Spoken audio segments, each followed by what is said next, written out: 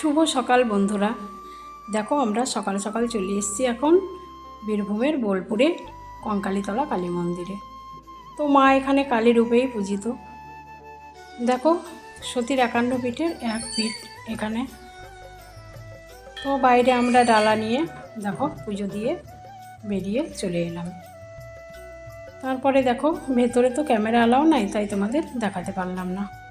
তো দেখো মায়ের এখানে খুব সুন্দর একটা কুণ্ড আছে, তোমাদের একটু দেখালাম।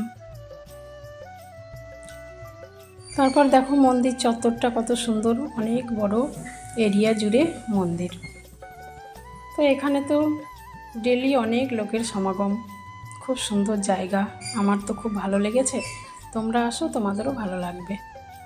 তো দেখো মন্দিরের ভেতরে কত সুন্দর বড় বড় গাছ। তো এই গাছে ঢিল বেঁধে দিলে নাকি মনস্কামনা পূর্ণ হয়, তো আমিও দিলাম। তারপর দেখো এখানে সাধু আমাদের দুহাত তুলে আশীর্বাদ করলো। তারপরে চলে এলাম কোপাই নদীর ধারে। তো দেখো খুব সুন্দর কোপাই নদী, এই কোপাই নদীর ধারে হচ্ছে মায়ের মন্দির। ছেলেকে বললাম একটু জল নিয়ে আয়, মাথায় গায়ে ছিটিয়ে নিই। তারপরে আমরা মাথায় গায়ে ছিটিয়ে নিয়ে আবার মন্দিরে ঢুকে পড়লাম।